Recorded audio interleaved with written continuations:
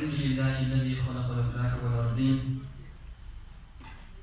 والصلاة والسلام على من كان نبيا وآدم بين الماء والطين أما بعد فقد قال الله تبارك وتعالى في القرآن المجيد والفرقان الحميد بعد أعوذ بالله من الشيطان الرجيم بسم الله الرحمن الرحيم إن الله وملائكته يصلون على النبي يا أيها الذين آمنوا صلوا عليه وسلموا تسليما اللهم صل على سيدنا مولانا محمد معدن الجود والكرم والبركة وسلم الصلاة والسلام عليك يا سيدي رسول الله.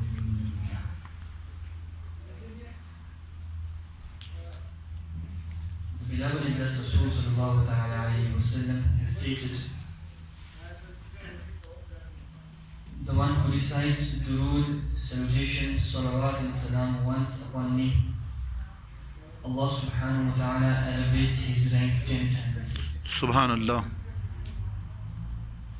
Allah ta'ala grants him 10 rewards and 10 of his sins are forgiven. Subhanallah. As well as said durood together, Allahumma salli ala sayyidina wa mawlana Muhammadin kama tuhibbu wa tarda bi an tusalli alayhi. One more time together, Allahumma salli ala sayyidina wa mawlana Muhammadin kama tuhibbu wa tarda bi an tusalli alayhi. One more time together, Allahumma salli ala sayyidina wa mawlana Muhammadin kama tuhibbu wa tarda bi an tusalli alayhi. Sallallahu ala Muhammadin wa ala alihi.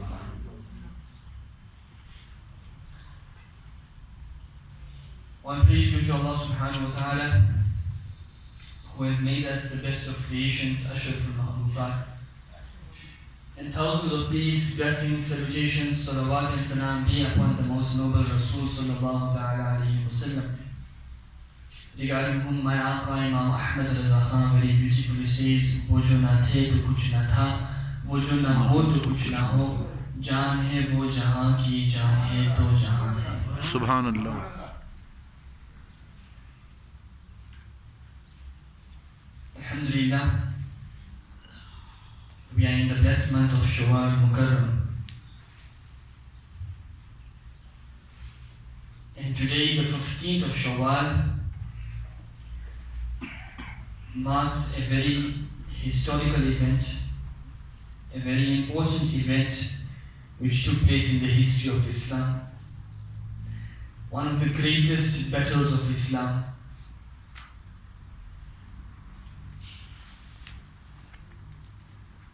The battle which destroyed the kuffar, the battle in which many Muslims were made shaheed, the battle in which the blessed uncle of Nabi sallallahu alayhi wa sallam was made shaheed as well. Anyone knows which battle was this? Uhud. The battle of Uhud. What was the reason for the battle of Uhud? How did the battle of Uhud take place? What happened in the battle of Uhud? Inshallah, today we'll be discussing this. Inshallah. In Ramadan, 17th of Ramadan, we all heard the first battle of Islam, the battle of Badr. And we heard how 313 Muslims defeated an army of 1,000 kuffar. The angels came from the court of Allah subhanahu wa ta'ala, Muslimin were victorious, Islam became strong. When the kuffar lost the battle of Badr, they were all in shock for a few reasons. Number one, the Quraysh tribe in Makkah, which was the biggest tribe in Makkah, they were now disgraced that you were so powerful. You had such a big army, an army of 1,000 against only 300 and some Muslims, and still you couldn't defeat them. That Quraysh, which had a lot of respect in the people of Arab, now the people would not look at Quraysh with that same respect. That Quraysh, which had such a great status amongst the people of Arab, the Quraysh did not have that respect and that honor amongst the people of Arab anymore. The second reason, people started losing their trust in the idols which the disbelievers used to worship. The Arabs of Makkah used to worship idols at those times. Lat, Manat, Uzza, these are all the names of the idols. The idols had different shapes, different sizes. Some made of wood, some made of clay, some made of stone. And they would worship these idols. When they lost the battle of Badr, people started losing their faith in these idols.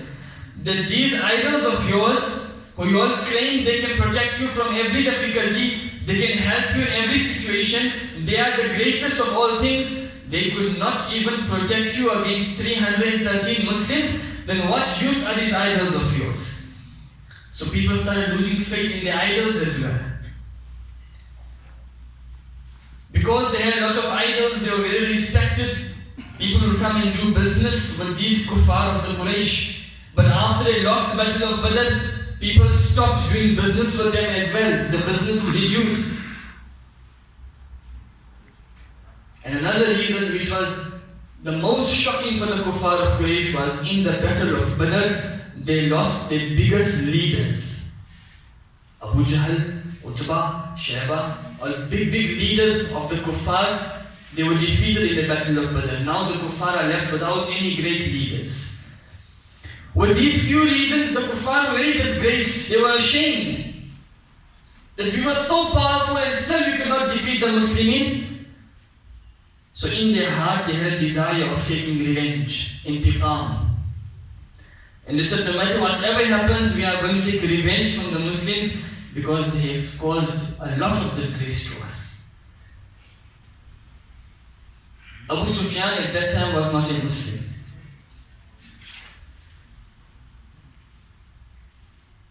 The people of Quraysh, the kuffar, came to Abu Sufyan and said, we intend to attack the Muslimin in Medina. For that we have two conditions. Number one, you must lead us when we attack the Muslimin. Because Abu Sufyan was a very intelligent person. He had a lot of tactics when he came to battle. He knew how to fight, he knew all the strategies. Abu Sufyan, you must be our leader when we are going to attack the Muslimin in Medina. And the second condition is we need a lot of financial support, so support us with as much as you can. Abu Sufyan agreed to both of their conditions. An army of the kuffar were prepared, an army of 3,000 people. How many people? 3,000. 3,000 people. From those 3,000 people, 700 people were well armed. They all had armor, they all had swords, they all had weapons. And 200 were horsemen. So this army of 3,000 fully equipped set out to Medina that now we are going to fight against the Muslimin. Hazrat Abbas radiallahu ta'ala anhu, who was the uncle of Nabi sallallahu alayhi wa sallam, at that time he did not accept Islam. But he knew that the kuffar are going to attack the Muslimin in Medina, so he sent a letter to Nabi sallallahu alayhi wa sallam. Ya Rasulullah sallallahu alayhi wa sallam, the kuffar are intending to attack you, so you all should also be prepared. The kuffar left from Makkah and they reached a place close to the Mount Uhud. There was a mountain which was 3 miles away from Medina. That mountain was called Jabal Uhud, the mountain of Uhud. So they stopped at that place on the 12th of Shawwal. 12th of Shawwal was a Wednesday. 12, 13, 14, Wednesday, Thursday, Friday, 3 days these kuffar stayed there. The Muslimin saw that the kuffar are coming to attack us. On Thursday night, my Nabi sallallahu alayhi wa sallam had a dream.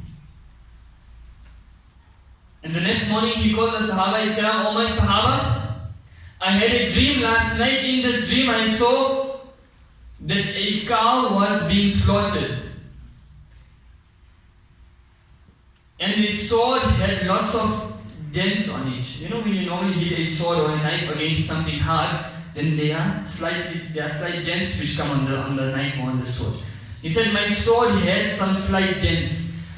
The interpretation of this dream is that the cow which was slaughtered, that indicates that my Sahaba Ikram are going to be shaheed in this battle. And the sword which has those dents indicates that one member of the Ahl Bayt is going to be shaheed also in this battle. Allah. My Nabi Sallallahu told the Sahaba Ikram, O my Sahaba, my mashwara means my advice. The first lesson my Nabi teaches you that when you have any authority, when you have a position, you don't just give orders. You first give your advice and you take advice. Whoever's advice is the best, you must follow that advice.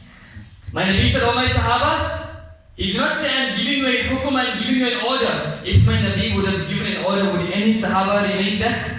Everyone would be ready to sacrifice their lives. But my Nabi did not say, I'm giving you an order. He said, oh my Sahaba, my mashwara, my advice is that let us stay in Medina. Let's not go out to fight with the kuffar. Stay in Medina, keep the women and the children in different houses, and let's wait for the kuffar. The kuffar are not going to stay outside Medina because they want to fight. If they want to stay outside, it's going to be harmful for them. They will enter Medina. Once they enter Medina, we know the streets and the places in Medina. It will be better for us to fight them whilst they are in our city, in our place. We also have rooftops. We can go on the rooftops and throw stones from there. This is our place, so we know how to tackle them here. The leaders and the great people of Ansar and Muhajirin accepted, Ya Rasulullah, whatever you are saying is perfectly fine. Let us stay in Medina and wait for the kuffar to attack them. We will fight with them in the streets of Medina. Allahu Akbar. But there were some youngsters who could not participate in the battle of Badr. Because of some reasons, some of them were very young, due to some other reasons, they could not participate in the battle of Badr. These youngsters' hearts started shaking. Ya Rasulullah, we could not participate in the battle of Badr. Now the kuffar are just outside our city. Ya Rasulullah, if we stay in Medina, they will think we are cowards. They will think we are scared of them, that we cannot go and face them, that's why we are hiding away in the city. Ya Rasulullah, let's not stay in Medina, let us go and fight with the kuffar. Ya Rasulullah, in battle of Badr, we were 313, they were 1,000 and still we defeated them. Today they are 3,000, we are only 1,000. But Ya Rasulullah, our iman says that we will still fight with these kuffar and we are going to defeat them. Let us also get shahadat in the path of Allah subhanahu wa ta'ala. Nabi sallallahu alayhi wa sallam looked at the jazbah, the enthusiasm of the Sahaba Ikram. One Sahabi by the name of Hazrat Nu'man bin Malik radiallahu anhu, he stood up, he said, Ya Rasulullah, لا تحرمنا الجنة فوالذي نفسي بيده لأدخلنها. Ya Rasulullah, do not deprive us of Jannah, because by Allah I take a qasam of Allah subhanahu wa ta'ala that I am definitely going to enter Jannah. Inshallah. Who is saying this? Sahabi of Nabi Sallallahu. Ya Rasulullah, I take a qasam, I am definitely going to enter Jannah. وقال رسول الله صلى الله عليه وسلم لما? Nabi Sallallahu said, why? Why are you so sure? Why you have so much guarantee that you are going to enter Jannah? How are you so certain you are going to enter Jannah? What is that thing which is giving you the assurance that you will be entering Jannah? Look at the answer of the Sahabi. He says, قال لأني أحب الله تعالى ورسوله ولا أفر يوم الزحف. He said, Ya Rasulullah, the reason I am certain that I am definitely going to enter Jannah, there are three reasons. Number one, I love Allah subhanahu wa ta'ala. Number two, I love His Rasul sallallahu alayhi wa sallam. And number three, I do not run away from the battlefield. With these reasons, I am sure I am definitely going to enter Jannah. Subhanallah. This is what my Nabi sallallahu alayhi wa sallam said. فَقَالَ رَسُولُ اللَّهِ sallallahu alayhi wa sallam صَدَقْتَ. My Nabi said, oh my Sahabi, you have spoken the truth. With these reasons, you are definitely going to enter Jannah. Subhanallah. What are the reasons? I love Allah, I love His Rasul, and I am not afraid from fighting in the path of Allah subhanahu wa ta'ala. These are the three reasons. Sahabi said, I know that I am definitely going to enter Jannah. How important it is to love Allah and His beloved Habib sallallahu alayhi wa sallam. how important it is to go against the kuffar and fight in the path of Allah subhanahu wa ta'ala. Today people sit at home. We love Allah and His Rasul. When time comes to do anything for Allah and His Rasul, then they hold back. No, we cannot do anything. We have a family to look after. We have this to do. We have this to do. We have this to do. This was not what your Iman demands. Your Iman demands if you love Allah and His Rasul, then whenever the time comes, you must be always ready to sacrifice everything in the path of Allah and His beloved Habib sallallahu alayhi wa sallam. Nabi sallallahu saw the jazba of the Sahaba Ikram.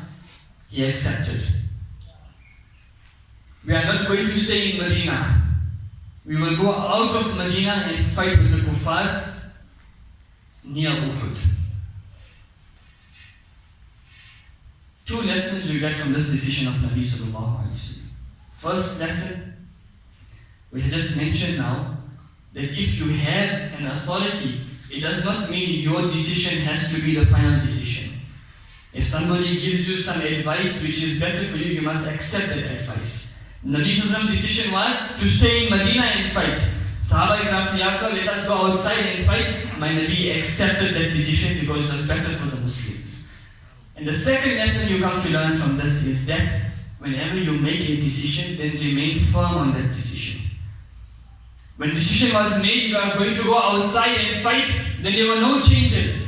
After that, my Nabi did not say, no, let's not go outside, let us stay in Medina. He did not say, no, if you go outside, let us go a few miles, let's not go to the plain of Uhud. No. When he made the decision, he remained firm on the decision. Yes, if you are going to fight, you are going to fight. Whatever is going to happen is going to happen. But once this decision is made, you must not change the decision of ours.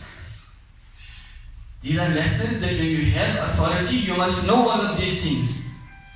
If you make a decision today, the next day you change your decision, then again you change your decision, those people who trust you, those people who rely upon you, there will come a time where they will lose their trust in you. This person is not firm on his decision. Whatever decision he makes, the next day he changes it. Today he makes decision, tomorrow he will change it. So if any of you have leader, you all of us, many of you are fathers, you have children, you have families, you are the biggest in the house, you are the eldest, you have responsibilities. Take this lesson away.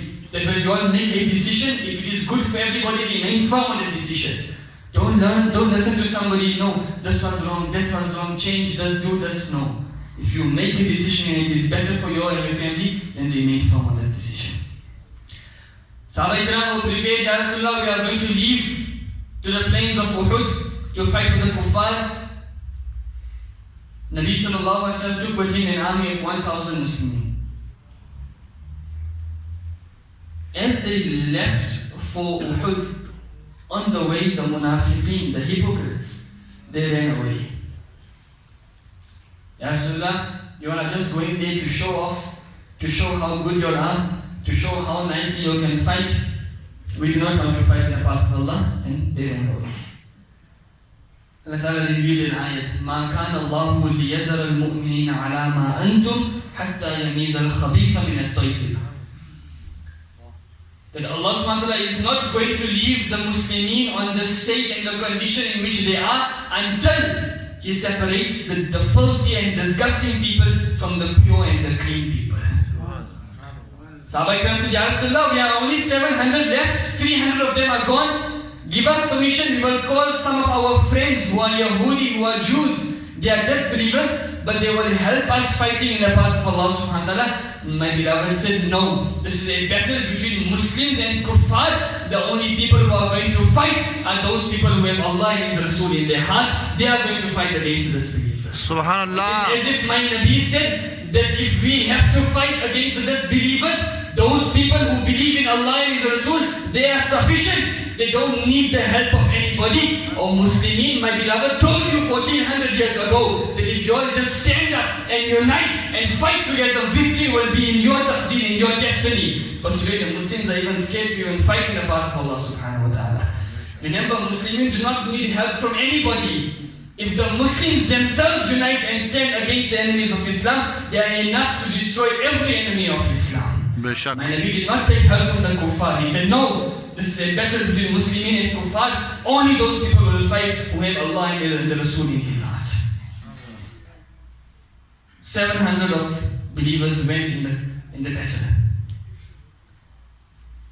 Friday they all performed Salah, Jummah Salah behind Nabi sallallahu alayhi wasallam.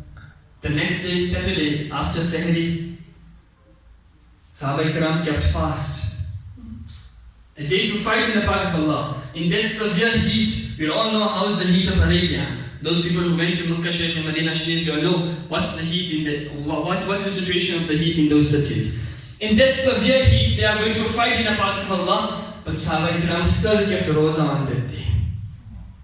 Today I ask you, where are those people who leave the fast of Ramadan just because they have a flu, just because they have a slight headache, just because their nose is running? Master, I'm very sick, I cannot keep a fast. Take a lesson from those Sahaba Ikram who were going to sacrifice everything in the path of Allah, but still that day they kept fast and they obeyed Allah. Subhanallah. And that's not the month of Ramadan. 15 Shawwal. Fast was not first upon them, not necessary upon them, but still they kept fast. In that situation, if they can keep nafil fast in difficult situations, then you all in the situations of ease, in the situations of comfort, why can't you keep that fast which is first upon you all? Sahaba Ikram kept fast after Fajr Salah. Hazrat Bilal Habshi gave azan. Allahu Akbar. Arsh wale bhi sunte the jisko kya azan di azan hai Bilali. Subhanallah. Now I tell you, if Hazrat Bilal Habshi gives azan and he says Allahu Akbar, which person will not have the courage and the himmat and enthusiasm to fight in the path of Allah subhanahu wa ta'ala? The best azan of that time. From Muazzin Rasul Bilal Habshi say Allahu Akbar. As soon as he gives azan, Nabi Sallallahu stands up and he gives khutbah. He delivers a sermon to his Sahaba Ikram. Oh my Sahaba, the sermon is very long, just a few points from there. Oh my Sahaba, do not indulge yourself in haram activities. Because the one who does haram things, he is far away from the court of Allah subhanahu wa ta'ala. And the one who is far away from the court of Allah, the one who disobeyed Allah subhanahu wa ta'ala, he is close to shaitan. What my Nabi said, do not indulge yourself in haram activities. Because the one who does haram things, he is far from Allah. The one who is far from Allah, he is close to shaitan. Today people say, Master, I have so many problems, so many difficulties. My business is not running well. This problem, family problems, financial problems, every problem. Ask yourself a question. Are you doing something which is haram? Are you doing something which is against the teachings of Islam? Are you doing something which is disobeying Allah subhanahu wa ta'ala? Master, I don't drink, I don't commit zina, I don't gamble. Those are not the only things which are haram. Lying is also haram. Backbiting is also haram. Breaking your brother's heart is also haram. Troubling one another is also haram. Fighting one another is also haram. Swearing one another is also haram. How many haram things do we do each and every moment in our lives? And then when our matters go wrong, then we say, I don't know what wrong did I do. Have some khawf-e-khuda, have some sharm. My Nabi said, stay away from haram, because when you do haram, you go away from Allah. And when you go away from Allah, then shaitan is close to you. And when shaitan is close to you, every wrong thing you are going to do, how you expect your matters to be solved? How you expect everything to be better for you when you are disobeying Allah subhanahu wa ta'ala? Then in that khutbah, my Nabi said, listen, O my Sahaba Kiram, the Muslimin are like the head and the body. I mentioned this last week and today I mention it again. The Muslimin are like the head and the body. Whenever the head has a problem, the entire body suffers.